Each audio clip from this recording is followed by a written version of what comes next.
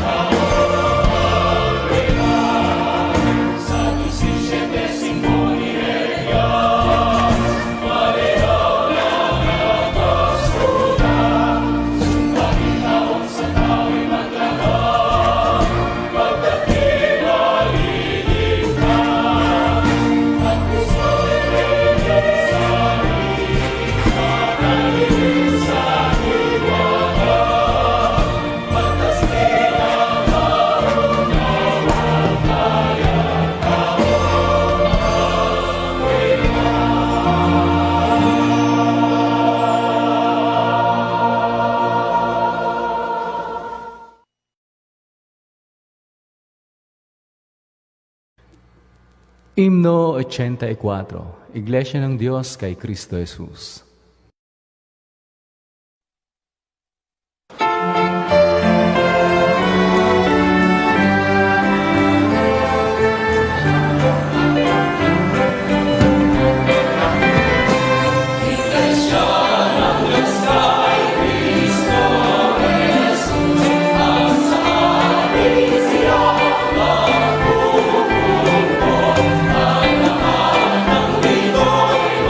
Simba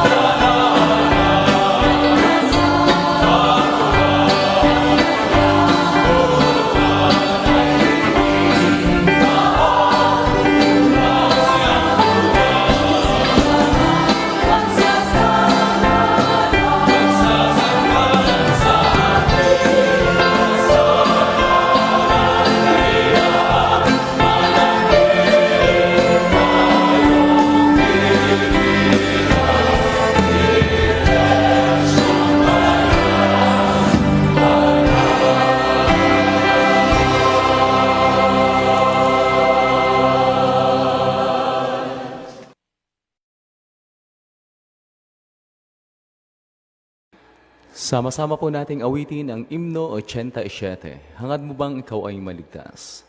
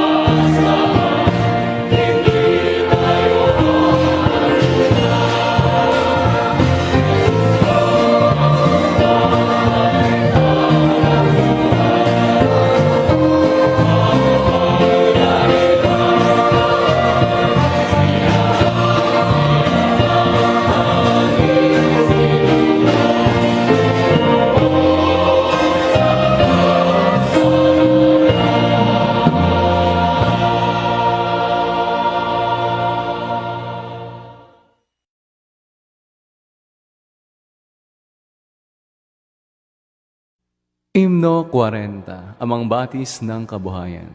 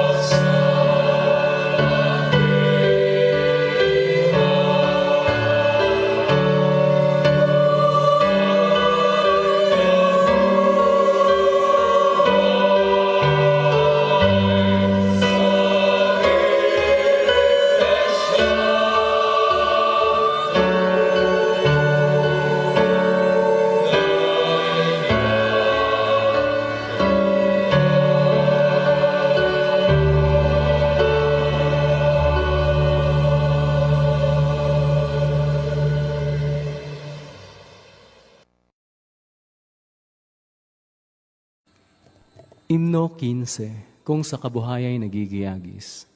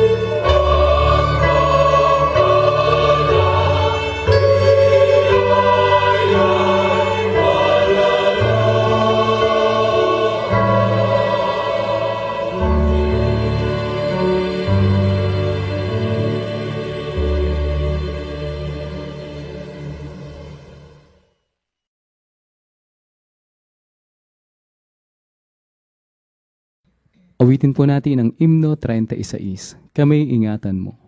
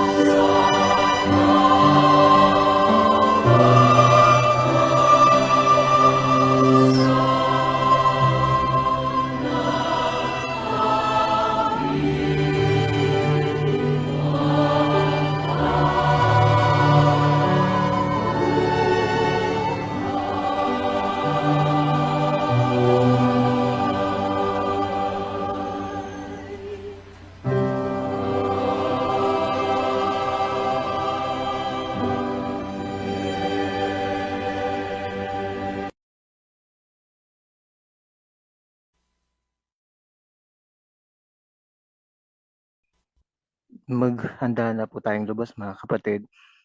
Tayo po'y dudulog sa isang maikling pananalangin. Kung tayo pong lahat ay nakahanda na, manalangin tayo mga kapatid.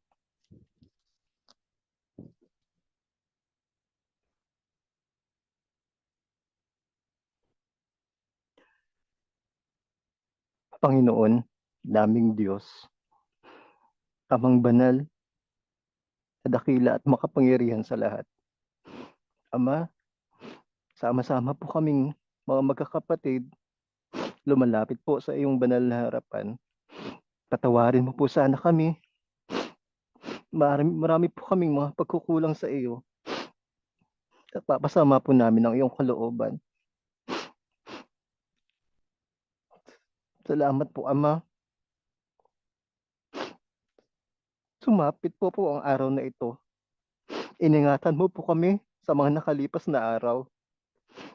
Salamat po sa lahat ng kabutihan mo. Hindi mo po kami pinagkukulang. Maging sa mga bagay na hindi na po namin nalalaman. Lahat pong ito, Ama, napasalamat po namin sa iyo. Ama, paggaling ka po ang karamdaman ng iyong mga anak. Lumutas ka po ng mga suliranin namin. Palakasin mo po ang aming pananampalataya. Gaya ng pagpapalakas po sa aming lupang katawan. Marami pong mga kababagsakan ng pananampalataya. Ang pag-asa po namin ay ikaw. Sasamahan mo po kami. Sa iyong kalooban, Ama, kami makakapagpatuloy. Ama, sa gabing ito, dadako po kami sa aming mga gampanin. Makikinig po kami ng iyong mga salita. Magsugo ka po ng iyong Santong Espiritu na magpapaunawa sa amin. Hindi man po namin sabihin sa iyo, Ama, ang lahat. Nalalaman po namin bago pa po namin ibuka ang aming mga bibig. Nalalaman mo po ito. At pinagpapasalamat po namin na tinanggap na namin sa tanging pangalan po ng aming Diyos, tagapagligtas na si Kristo Jesus. Amen.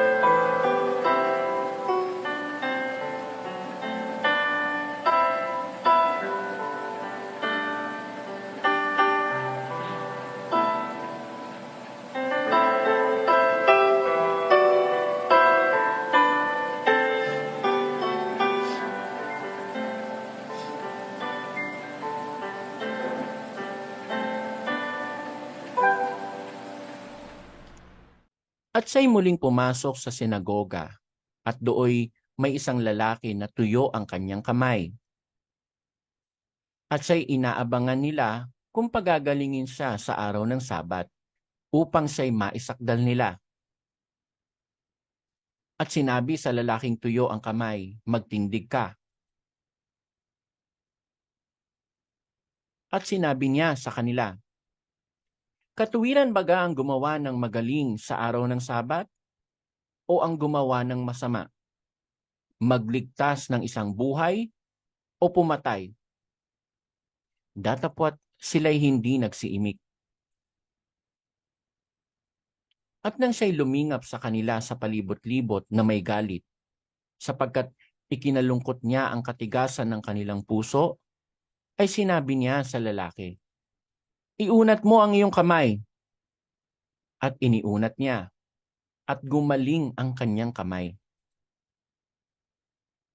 At nagsilabas ang mga Fariseo, at pagdakay nakipagsanggunian sa mga Herodiano laban sa kanya, kung paanong siya'y maipapupuksa nila. At si Jesus, na kasama ng kanyang mga alagad, ay lumigpit sa dagat, at nagsisunod sa kanya ang lubhang karamihang taong mula sa Galilea at mula sa Judea at mula sa Jerusalem at mula sa Idumea at mula sa dakong ibayo ng Jordan at sa palibot-libot ng Tiro at Sidon, na lubhang maraming tao. Nang mabalitaan ng lubhang mga dakilang bagay na kanyang ginagawa, ay nagsiparoon sa kanya. At sinabi niya sa kanyang mga alagad na ihanda sa kanya ang isang maliit na daong dahil sa karamihan, baka siya'y kanilang siksikin. Sapagkat siya'y nakapagpagaling sa marami, ano pat sinisiksik siya ng lahat ng mga nasasalot upang siya'y mahipo nila. At ang mga karumal-dumal na espiritu, pagkakita sa kanya, ay nangagpatira pa sa kanyang harapan at nangagsisigaw na nangagsasabi, ikaw ang anak ng Diyos. At ipinagbilin niya sa kanilang mahigpit na siya'y huwag nilang ihayag. At siya'y umahon sa bundok at tinawag niya ang balang kanyang maibigan at nagsilapit sila sa kanya. At naghalal siya ng 12 upang sila'y makisama sa kanya at upang sila'y suguin niyang magsipangaral. At magkaroon ng kapamahalaang magpalayas ng mga demonyo. At si Simon ay kanyang pinamagatang Pedro. At si Santiago na anak ni Zebedeo, at si Juan na kapatid ni Santiago. At sila'y pinamagatan niyang Boanerges, na sa makatuwid bagay, mga anak ng kulog. At si Andres, at si Felipe, at si Bartolome, at si Mateo, at si Tomas, at si Santiago na anak ni Alfeo, at si Tadeo, at si Simon ang Kananeo. At si Judas Iscariote na siya ring nagkanulo sa kanya, at pumasok siya sa isang bahay. At muling nagkatipon ng karamihan. Ano pat sila'y hindi man lang makakain ng tinapay. At nang mabalitaan niyaon ng kanyang mga kaibigan, ay nagsilabas sila upang siya'y hulihin, sapagkat kanilang sinabi, sira ang kanyang bait. At sinabi ng mga eskriba na nagsibaba mula sa Jerusalem, nasa kanya si Beelzebub. At sa pamamagitan ng prinsipe ng mga demonyo, ay nagpapalabas siya ng mga demonyo. At sila'y kanyang pinalapit sa kanya, at sinabi sa kanila sa mga talinghaga, paanong mapapalabas ni Satanas si Satanas? At kung ang isang kaharian ay magkabahabahagi laban sa kanyang sarili, hindi mangyayaring makapanatili ang kahariang yaon. At kung ang isang bahay ay magkabahabahagi laban sa kanyang sarili, ay hindi mangyayaring makapanatili ang bahay na yaon. At kung manghihimagsik si Satanas laban sa kanyang sarili at magkabaha-bahagi, hindi siya makapananatili, kundi magkakaroon ng isang wakas. Datapot, walang makapapasok sa bahay ng malakas na tao at samsamin ang kanyang mga pag-aari, malibang gapusin muna niya ang malakas na tao, at kung magkagayoy, masasamsaman ang kanyang bahay. Katotohanang sinasabi ko sa inyo, ipatatawad ang lahat ng kanilang mga kasalanan sa mga anak ng mga tao, at ang mga kapusungan nila kailanmat sila'y magsasalita ng kapusungan. Datapwat, sino mang magsalita ng kapusungan laban sa Espiritu Santo ay walang kapatawaran magpakailanman, kundi may kasalanan ng isang kasalanang walang hanggan. Sapagkat sinabi nila, siya'y may isang karumal-dumal na espiritu. At dumating nga ang kanyang ina at ang kanyang mga kapatid, at palibasay nangakatayo sila sa labas, ay nangagpasugo sila sa kanya, na siya'y tinatawag. At nangakaupo ang isang karamihan sa palibot niya, at sinabi nila sa kanya, narito, na nga sa labas ang iyong ina at ang iyong mga kapatid na hinahanap ka. At sinagot niya sila at sinabi, sino ang aking ina at aking mga kapatid? At paglingap niya sa nangakaupo sa palibot niya, ay sinabi niya, narito, ang aking ina at aking mga kapatid. Sapagkat sino mang gumaganap ng kalooban ng Diyos, ito'y ang aking kapatid na lalaki at aking kapatid na babae at ina.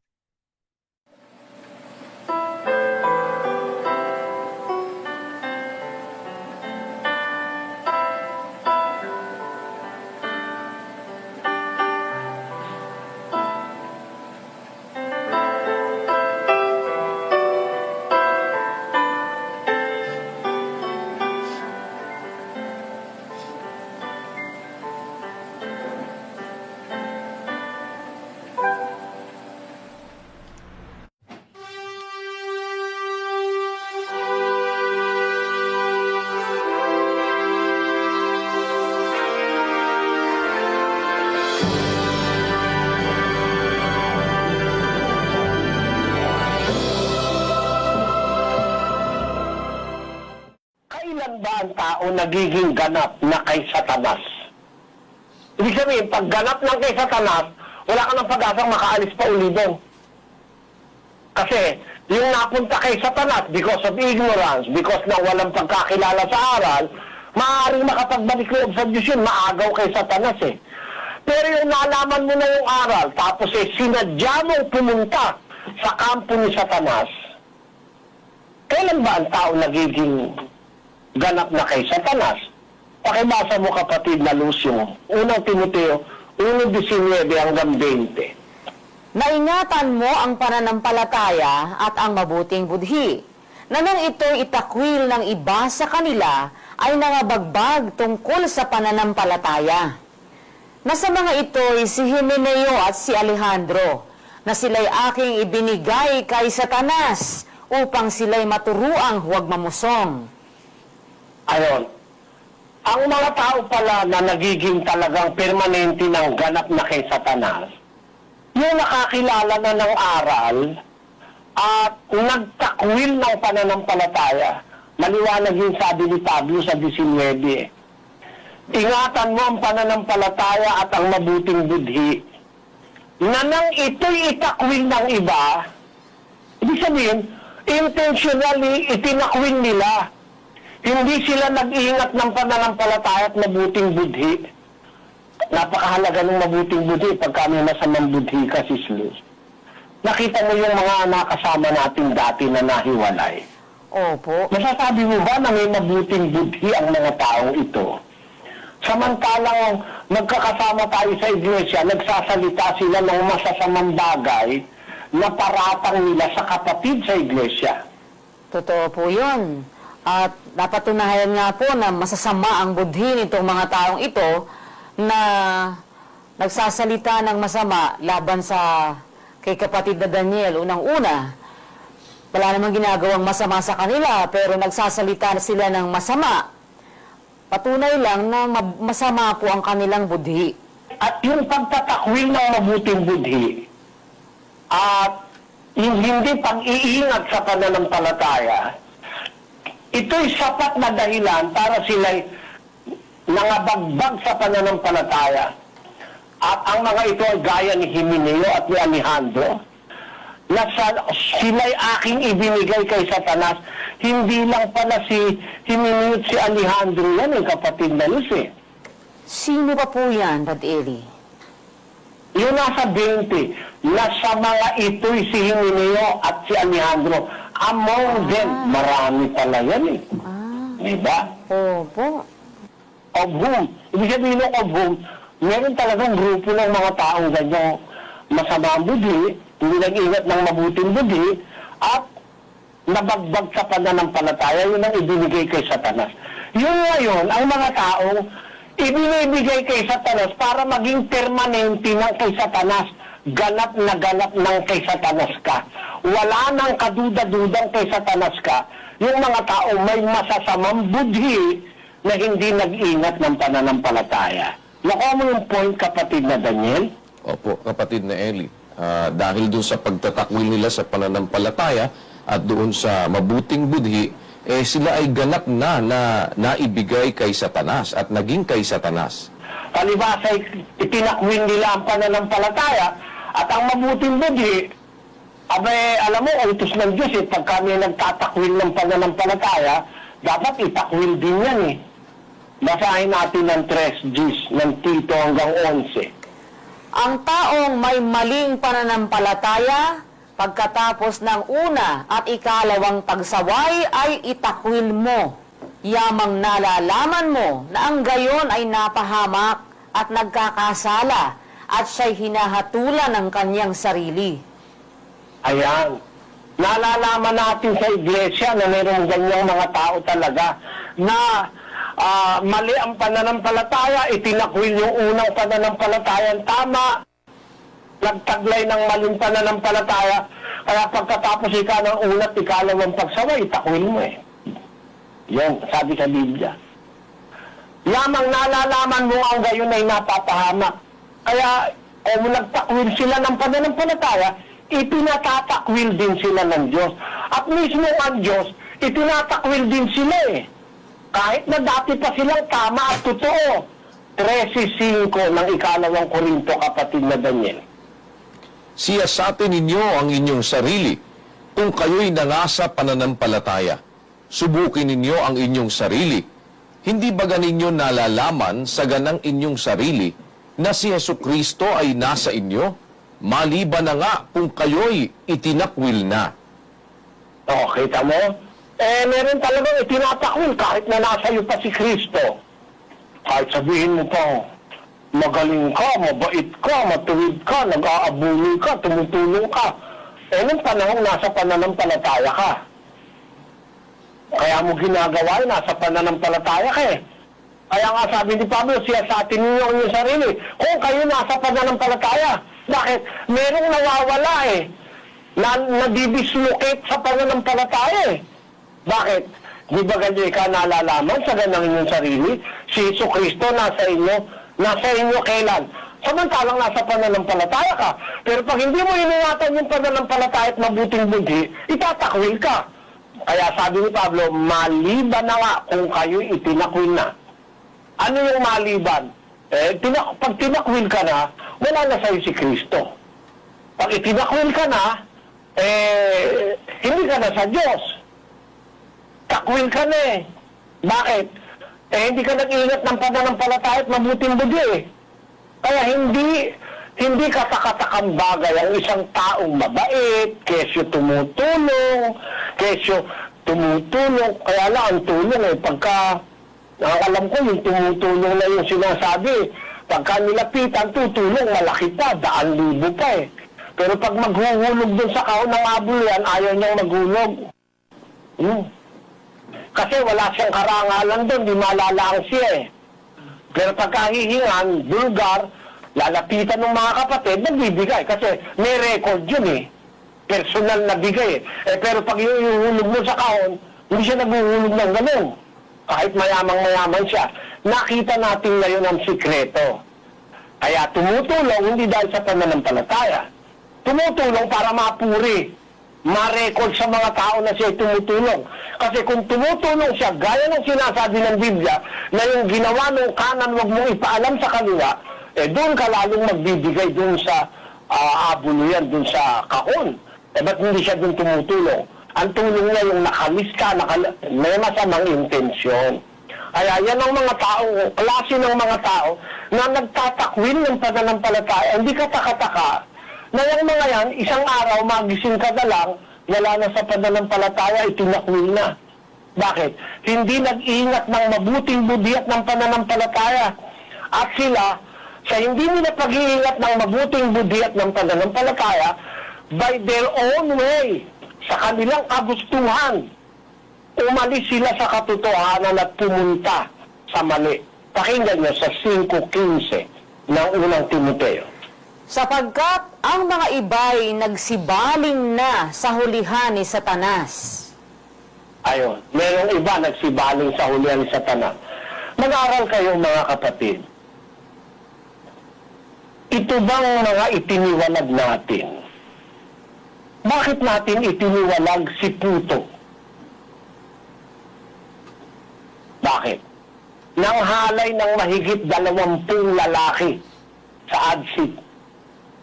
Mahigit na 20 lalaki hinalay. Kaya natin tiniwalag si Puto. Bakit natin tiniwalag si Bernardo Santiago? Inagaw yung asawa ng kapatid sa Bicol. Meron ba tayong itiniwalag na gumagawa ay ang ginagawa ay mabuti? Para itiwalag natin? Wala sa kasaysayan ng iglesia na ang isang taong mabuti at matwid ang ginagawa, itiniwalag natin. Ang itinitiwalag natin, yung mga manggagawa ng masama, ng aagrabyado ng kapatiran, at lumalaban sa aral ng katotohanan. Kagaya ng mga natiwalag nitong mga nakaraan, na yung grupo ng mga Santiago. Ba't natin tiniwalag? Eh, mali ang ginagawa eh. Meron tayong mga saksi na ang mga tao ito'y mga rebelde sa aral ng Diyos. Ang gustong masunod yung sarili nilang paniniwala. Eh, ang mga ito, nagsibaling sa hulihan ni Satanas. Kumusta nila yun eh. Alam niyo kung bakit ganon? Mahirap i-resist eh. Mahirap i-resist yung tawag ni Satanas. Alam mo kung bakit? 8:44 ng Juan, Sislo. Kayo'y sa inyong amang dyablo, at ang mga nasa ng inyong ama ang ibig ninyong gawin. May nasa si Satanas na ang gagawin talaga ng kanyang mga anak. Kayo'y sa inyong amang dyablo. O di may anak yung dyablo. Ang mga nasa ng inyong ama ang ibig niyong gawin. Siya'y mamamatay tao buhat pa ng una. Hindi na nanatili sa katotohanan sapagkat walang katotohanan sa kanya. Nagsasalita siya, kasinungalingan. Eh, tupad na tupad ito dun sa mga grupong ito na lumayas eh. Na pinalayas natin eh. Bakit?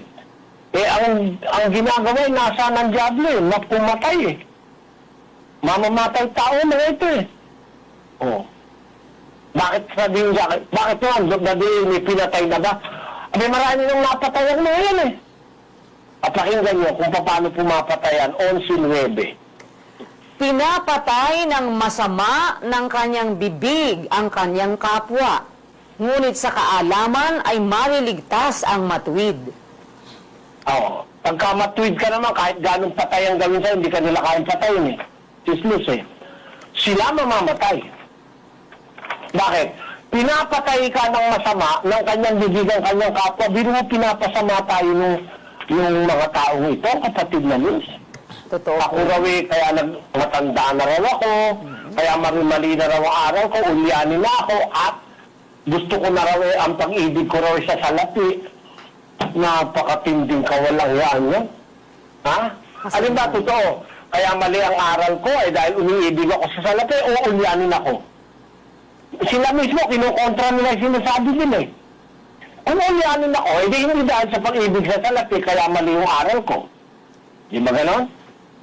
Ngayon, kung kaya naman namali ang aral ko dahil mahal ko ang pera, hindi ako ulyanin dahil mahal ko pala pera eh. Naintindihan mo ba ako, Sis Luz? Parang naparatang sa akin itong mga taong ito eh. Alin yung aral na mali sa samahang ito? Meron ba, Sis Luz?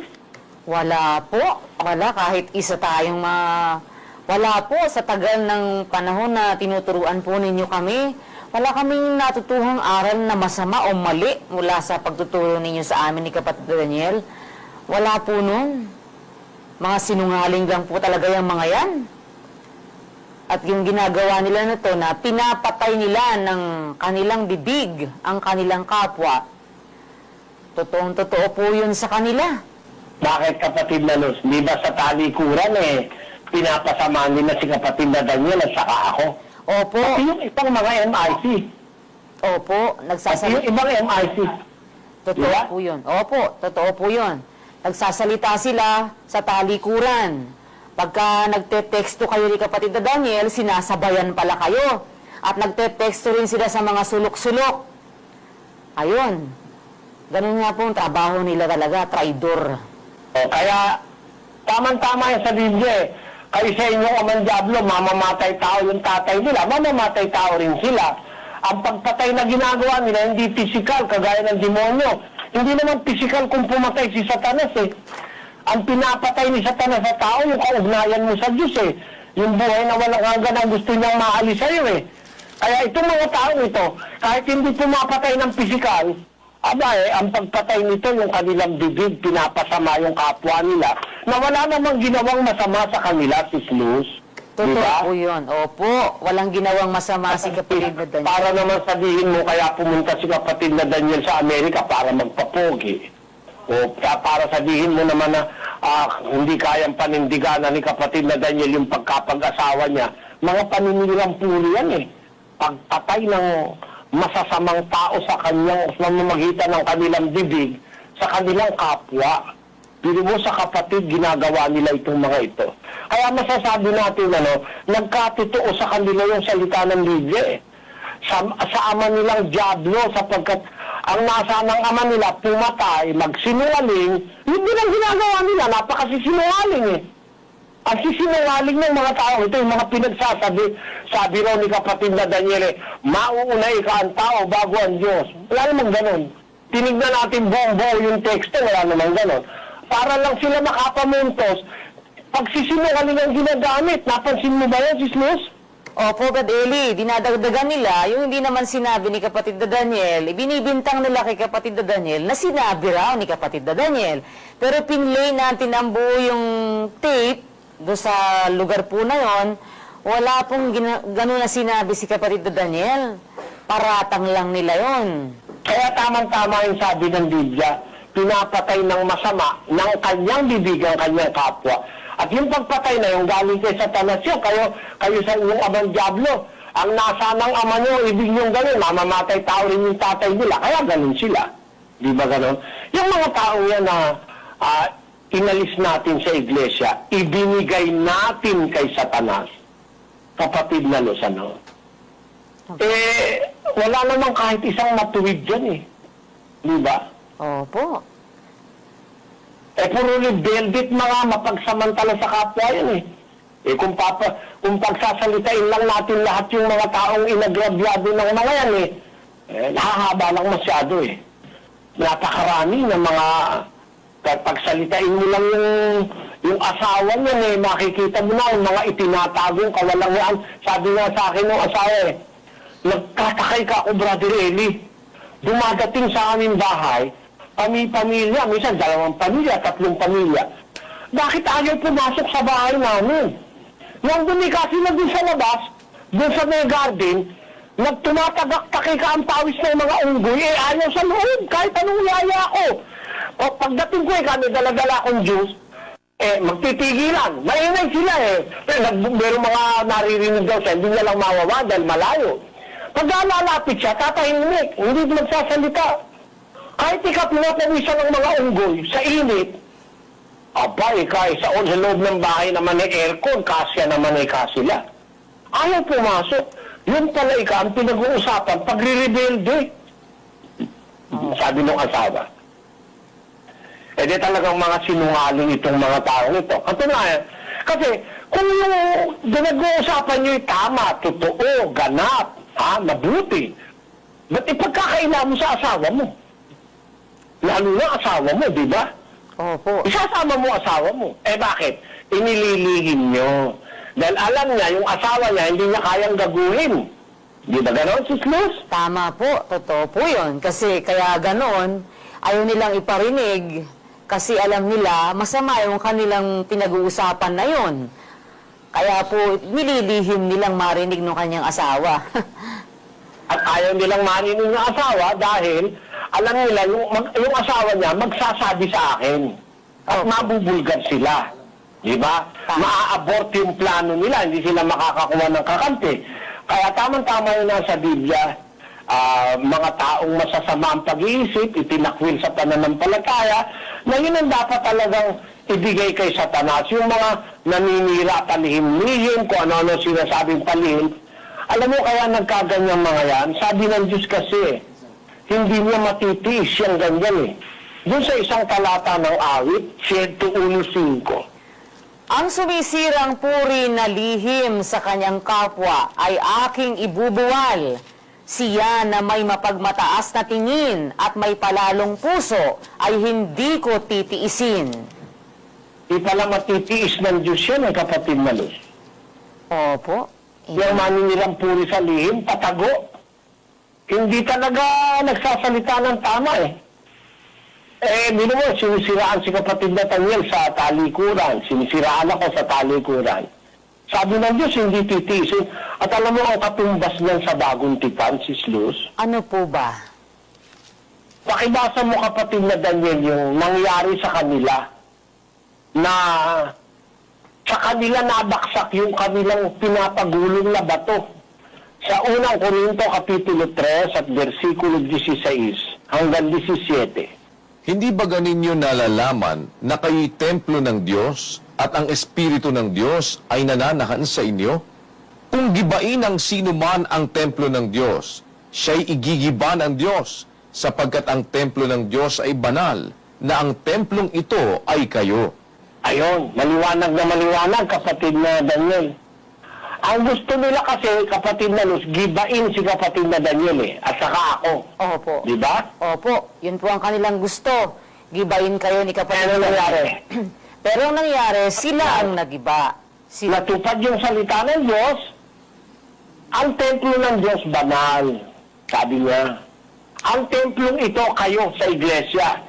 Kung gibain ng sino man ang templo ng Diyos, siya'y igigiba ng Diyos. Tamo sila ang nagiba. Alam mo, marami na akong karanasan, gustong ako ang igiba. Marami na. Napakarami ng gusto akong gibain.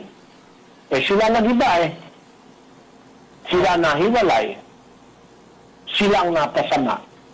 Marami na akong saksi dyan At marami ng pagkakataong ganyan. Umuulit-ulit lang yan sa mundo. Nung araw, kapatid na Luz, parang ayoko na rin magsalita dahil sa dami Magkakaroon lang tayo ng litanyo ng mga tao rebelde at masasama Meron gusto ipahamak ako, siraan ako kay kapatid na Perez. Nagsumbong. Malam-malam mo, siya nabulgar. Nung nagagalit si kapatid na Perez, may lumabas na tao. Pag na Perez, di naman may katutuyan sinasabi na yan Ako po ang saksi. Tapos nagsabi siya, ako nga po, gusto akong pagsamantalahan yan Sabi. Yung nagsusumbong sa akin, nagsumbong sa na Perez. Paano niyo papaniwalaan yan? Eh ako mismo gusto akong pagsamantalahan yan. Sabing ganon. Siya ngayon ang...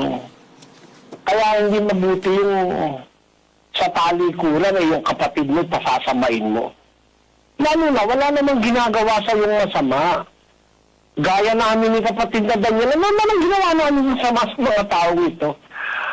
Ang kaya lang sila galit sa amin, yung ipinapatupad namin yung aral, kapatid na Luz. Di ba? Totoo po Kaya sila yun. galit. Pero masama, wala akong makakayamang masama eh. Na, nag-iisip din ako kung minsan, ano ba kaya, saan kaya ako? Saan ako nagkamali? Wala po, Brother Di ba Eli. gusto kong Kasi, magsisigaw, anong ginawa kong masama? Ano ay pinakisama kong masama? Wala naman akong matandaan. Tinulungan ko, pinakain ko sa palad. Ano? opo. Binayaran ko ang utang ng may utang. Pagkatapos, ako pa rin ang pinakamasama. Eh, ang Diyos na ang nakakaalam nun, kapatid na Luz. Bahala na ang Diyos sa kanila. Kaya, merong mga tao talaga, hindi maiiwasang pupunta kay Satanas eh. Alam mo kung bakit? Bakit po? Sumusunod sila sa desire of their father. Ang nasa ng kanilang ama, ang ibig nilang gawin. Dinidiktahan sila nung nakapangyayari sa kanila na yung tatay nila. Yun si Satanas. Bakit sila naging kay Satanas? Nabigay sila kasi kay Satanas. Ang tanong natin, kapatid na Daniel, Sino ang may karapatang magbigay ng tao kay Satanas? kasi yung salita sa Biblia, ibinigay kay Satanas. Sino ba talaga may karapatang magbigay ng isang tao kay Satanas? Baka naman sabihin mo, ikaw, kapatid na Eli, binibigay kita kay Satanas. Baka naman kahit na sino, ibigay kami kay Satanas, o kaya ano naman ang mapag... Alamin natin sa Biblia, kapatid na Daniel, sino ba talaga may karapatang magbigay ng tao kay Satanas? Di ba magandang tanong yun, Sis Luz? Opo, magandang tanong po yun. Kasi kung sino may karapatan, baka mamaya nga, kahit sino na lang po, sasabihin niya, ibinibigay niya kay Satanas ang isang tao, tama ba yon? Sino po ba may karapatan talagang magbigay ng tao kay Satanas? At, baka sabihin naman ng iba, kahit naman ikaw binigay kay Satanas, di naman masama eh.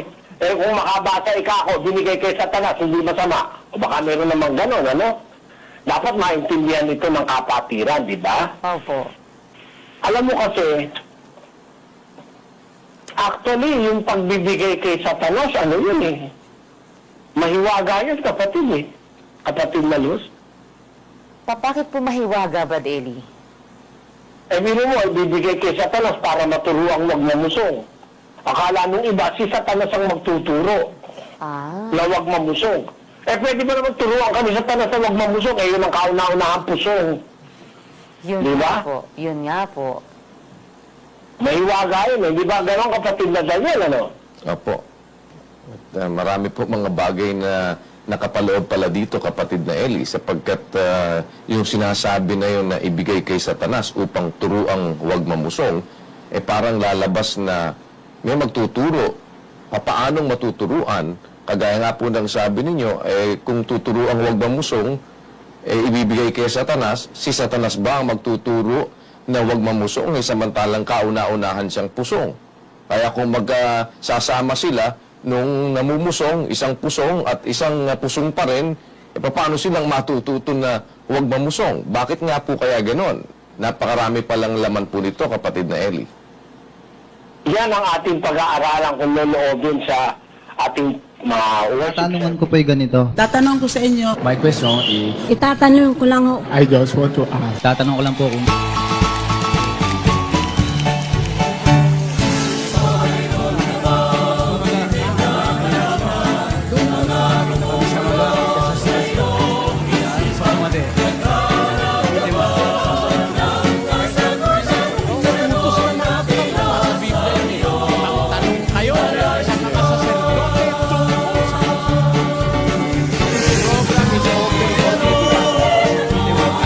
I'm ready. Sasagutin ko kayo. Pero kung gusto mo ng kompletong sagot, tanong mo. May sagot ang Biblia.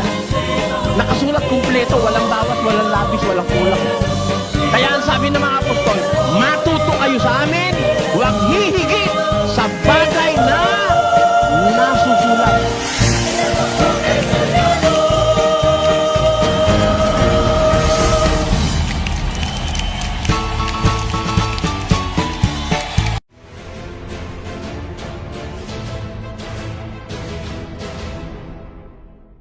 Ang atin naman pong tatalakayin ngayon, bakit po dumami ang mga iglesia?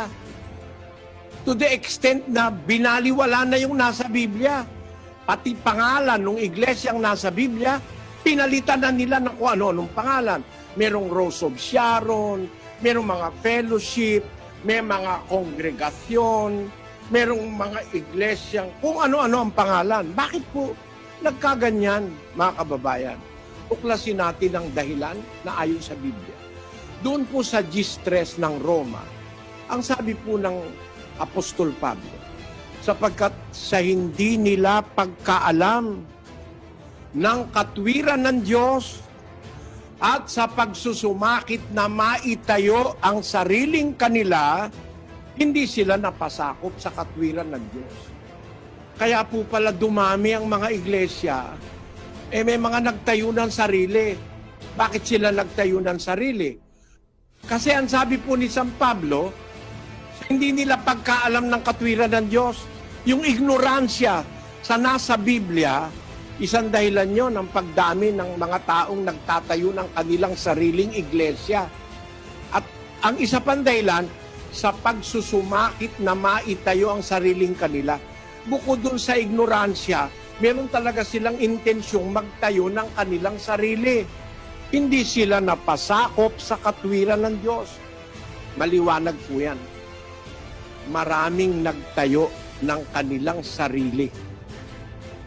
Hindi sila nakahandang ipangaral yung naitayo na nasa Biblia 2,000 taon na ang nakakaraan. Kaya kung titignan nyo, ang Mormons itinayo ni Joseph Smith, Church of Jesus Christ of the Latter-day Saints, almost 200 years ago. Itinayo noong 1830 doon sa Fayette, New York, United States. Ang nagtayo si Joseph Smith. Tinatanggap naman nila na ang founder nila si Joseph Smith. That's the irony of it. While they are claiming that they are the true church, they accept that it was Joseph Smith and his cohorts organized or founded the Church of Jesus Christ of the Latter-day Saints. Ito hindi para atakihin ang Mormons, kundi para ipakita sa inyo, nagtayo sila. Si Ginoong Manalo nagtayo rin, nandun sa kanilang rehistro sa Bureau of Commerce nung araw. Ang sabi nila doon, that the founders of this association are the following: Felix Manalo residing in Taguig, Atanasio Morte, Felicissimo Inocencio, etc. Sino nagtayo? Si Manalo. Hindi yan yung nasa Biblia. Kung yung nasa Biblia, di mo naman kailangan itayo. Natayo na nga yun 2,000 taon na nakakaraan. Bakit naman merong Sabadista? Itinayo naman ni Ellen G. White. Nasa libro nila yan. Naamin nila yan sa page 224 nung librong tinatawag na Seventh-day Adventist Believe. The gift of prophecy was active in the ministry of Ellen G. White, one of the founders of the Seventh-day Adventist Church. Nakita nyo?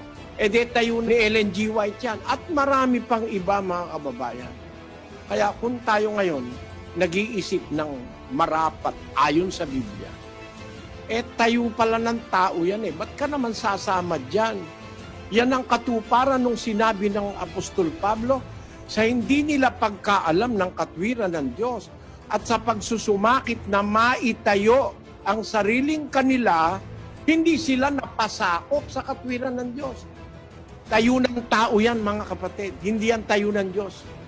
Sa Biblia po, ang kailangan ng may tayo ang Diyos. 127, 1 ng awit. Ang sabi po ng talata, malibang itayo ng Panginoon ang bahay, walang kabuluhang nagsisigawa ang nagtatayo. Maliban pala ang Diyos ang magtayo ng bahay, walang kwenta yung itinatayo mo. Anong bahay yan? Bahay bang literal yan na ang Diyos lang ang dapat magtayo? Basahin natin ang 1 Timoteo 3:15. Ngunit kung ako'y magluwat ng mahabang panahon, ay upang maalaman mo kung paano dapat sa mga tao na ugaliin nila sa bahay ng Diyos, na siyang iglesia ng Diyos na buhay, haligi at saligan ng katotohanan. Ang bahay pala na ang Diyos lang ang may karapatang magtayo ay ang iglesia ng Diyos. Kaya, pag ang iglesia napatunayang itinayo ng tao, hindi sa Diyos yan.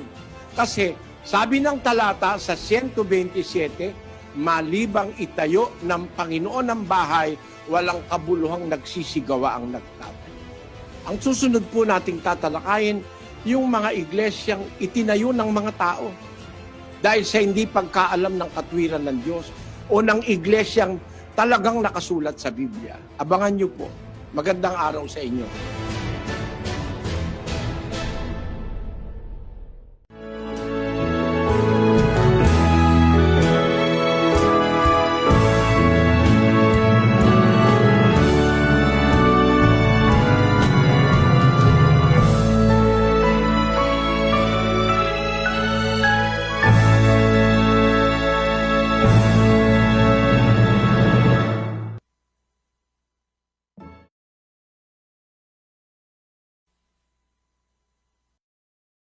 Sound check.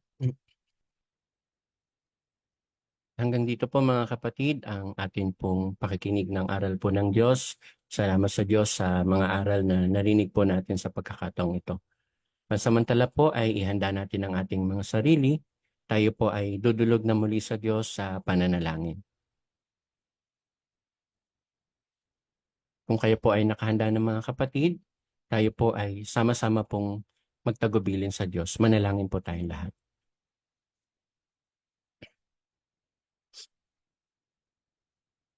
Panginoon, naming Diyos, amang dakila, makapangyarihan sa lahat. Muli po, Ama, ay nagpapasalamat po kami sa mabuting pagkakataong ibinigay mo sa amin. Muli kaming makarinig ng iyong mga salita na nagsisilbing pagkain ng aming mga kaluluwa. Salamat po, Panginoon, sa iyong pag-iingat sa araw-araw. Salamat po sa lahat ng mabubuting bagay na ginagawa mo po sa amin, maging sa mga bagay na hindi na po namin namamalayan. Panginoon, marami po kaming dapat na ipagpasalamat sa iyo. Hindi masasabing lahat ng aming mga labi. Sana'y tanggapin mo po ang aming mga pagpupuri, ang pagganap namin ng aming mga tungkulin, awitan ka po namin, at luwalhatiin ka sa tuwinan ng aming mga buhay. Ama, masdan mo po sana ang iyong mga anak sa bawat dako. Bawat isa po sa amin ay may kani-kaniya kaming kahilingan sa iyo. Panginoon, ikaw lamang po ang aming malalapitan sa buhay na ito. Meron pong kaming mga suliranin, meron pong mga karamdaman, meron pong mga nais na ipakiusap sa iyo. Ama, bahala ka na po. Sana tulungan mo po ang iyong mga lingkod. Makapanatili kami sa aming paglilingkod sa tuwina. Abutin mo po ang aming mga kamay. Pakinggan mo po sa tuwina ang nilalaman ng aming mga kalooban. Panginoon, sana hawakan mo pong mahigpit ang aming mga pananampalataya. Loobin mo po na sana'y maihanggan namin ang aming mga paglilingkod sa iyo. Panginoon, umaasa po kami sa gabing ito. Pinakinggan mo po ang aming mga dalangin. Naging masarap na samyo sa iyong harapan ang aming pong mga pagkakatipon. Mananatili po, Ama, na mga alipin mo kaming walang kabuluhan. Sa iyo po ang lahat ng karangalan, ang lahat ng kapurihan, sa tanging pangalan at karapatan ng aming Panginoon at tagapagligtas na si Kristo Jesus. Amen.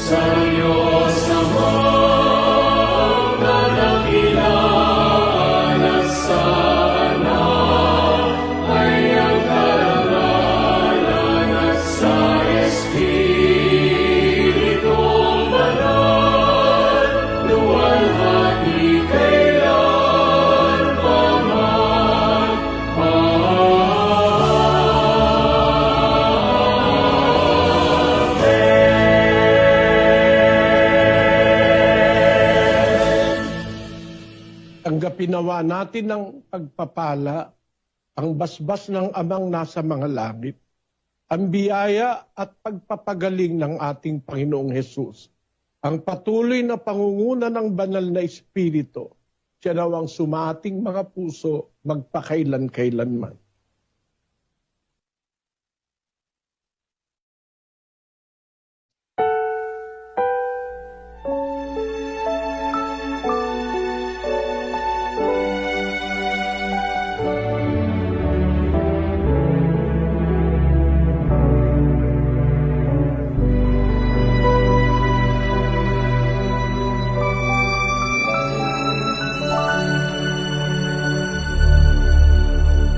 Paano kayo makakatapos? Paano kayo makakapanatiling tapat sa paglilingkod nyo sa Diyos?